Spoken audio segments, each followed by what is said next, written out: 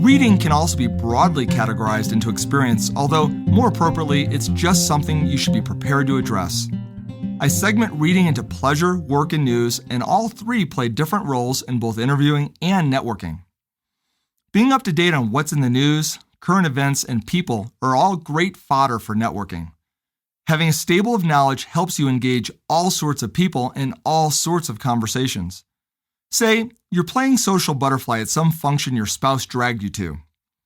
You end up meeting about 24 people, and conversations span the continuum from the Middle East to Real Housewives, from politics to professional sports, and from what's on the kids' menu at McDonald's to the new office complex downtown.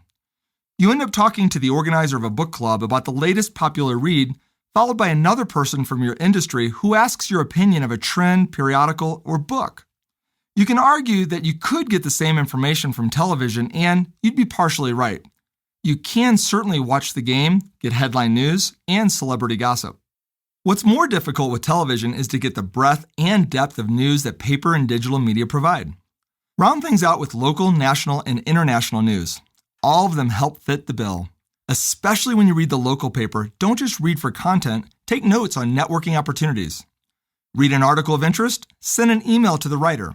Read about a person you'd like to meet? Pick up the phone and call. As for book reading, it's always good to have read and be reading a novel and something work-related, whether it be a periodical or nonfiction.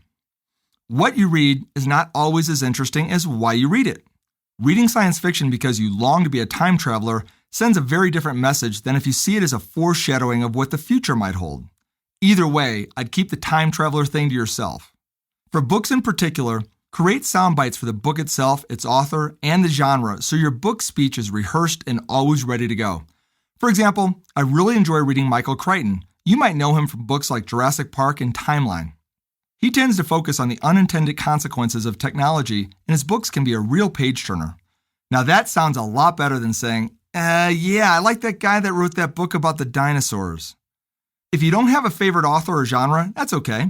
Whether fiction, nonfiction, biography, or work-oriented, have a few sound bites ready to go about what you've read, and do always have one in your bag that you're currently reading, even if it takes a year to read it.